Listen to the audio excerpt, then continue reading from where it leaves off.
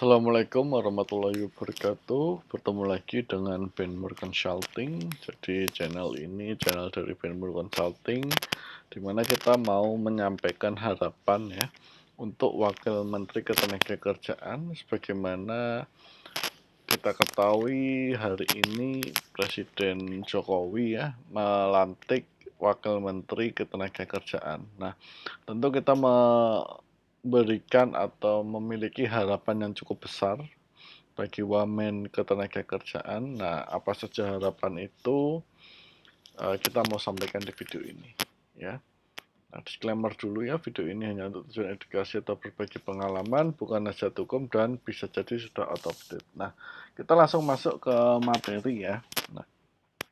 Nah jadi tadi siang ya, setelah makan siang lah, sekitar jam 1, jam 2 itu Presiden Jokowi melantik Afriansyah Nur ya. Afriansyah Nur ini adalah sekjen dari Partai Bulan Bintang, dilantik oleh Presiden menjadi Wakil Menteri Ketenagakerjaan.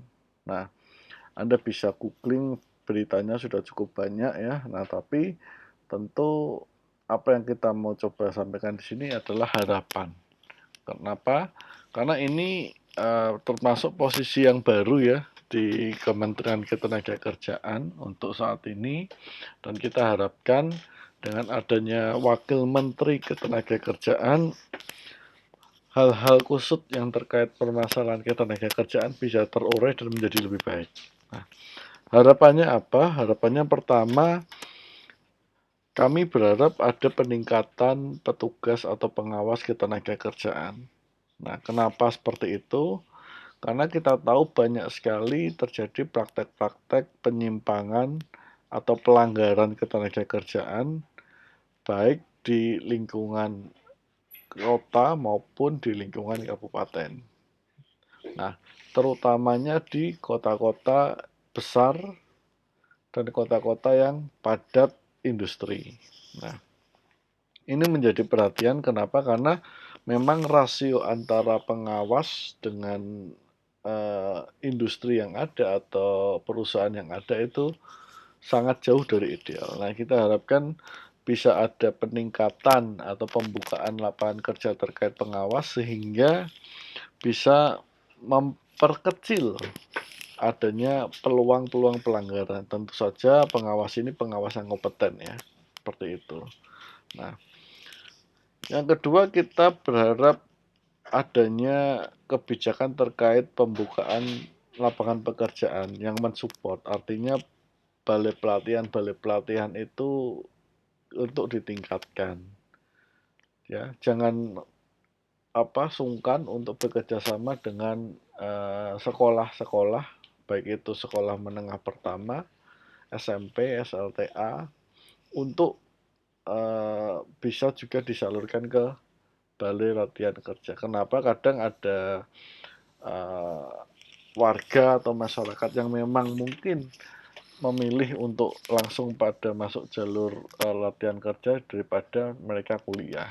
Atau mungkin juga bisa kerjasama dengan perusahaan-perusahaan yang memang membutuhkan pegawai-pegawai yang memiliki skill khusus. Nah, saat ini kami berharap skill yang dikembangkan adalah skill-skill yang terkait dengan teknologi.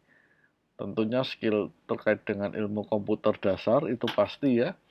Microsoft Word, Excel, PowerPoint, itu rumus hal yang basic. Kemudian mungkin bisa meningkat ke pemrograman, kemudian grafis dan sebagainya. Karena saat ini banyak sekali peluang-peluang lapangan kerja di bidang itu.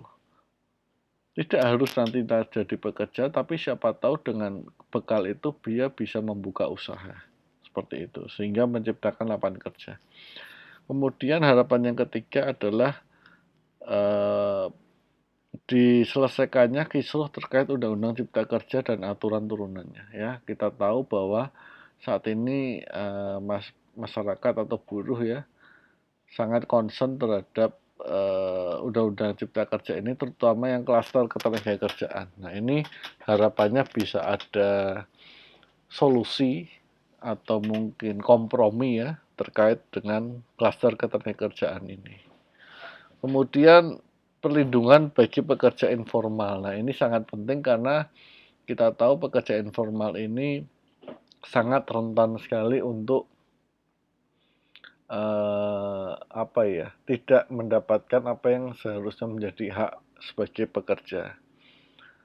Meskipun sudah diatur pada PP 35 terkait UKM mengenai hak dan kewajiban pekerja atau terkait aturan nakernya, tetapi menurut kami sangat kurang dan tidak ada sosialisasi yang mengena atau membumi, ya, hanya sifatnya workshop saja dan informasi biasa. Nah, harapannya ada kebijakan yang langsung membumi. Kemudian yang kelima adalah perlindungan pekerja migran, ya, ini pekerja-pekerja yang bekerja di luar negeri. Nah, memang sangat rentan untuk mendapatkan permasalahan ketenagakerjaan karena satu, mereka jauh dari negara atau jauh dari Indonesia. Yang kedua, bisa jadi hukum yang berlaku adalah hukum negara tempat dia bekerja. Nah, ini mungkin harus lebih meningkatkan kerjasama dengan Kementerian Luar Negeri, kedutaan-kedutaan negara yang menjadi tujuan, dan sebagainya. Juga tidak lupa perlindungan bagi pada ABK-ABK kapal, ya. ABK-ABK kapal yang bekerja pada kapal asing itu juga perlu diperhatikan, ya. Nah, saya pikir 5 saja harapan kami kepada kementerian atau kepada Bapak Afrian Syahnur selaku Wakil Menteri Ketenagakerjaan. Mudah-mudahan dalam bekerja selalu amanah ya, kita berharap seperti itu dan bisa membantu menyelesaikan masalah-masalah ketenagakerjaan. Itu saja dari kami, terima kasih sudah menonton. Jika Anda membutuhkan diskusi atau konsultasi lebih lanjut, baik itu masalah ketenagakerjaan, hukum ketenagakerjaan, atau masalah usaha, Anda bisa hubungi benmurconsulting.com. Terima kasih. Assalamualaikum warahmatullahi wabarakatuh.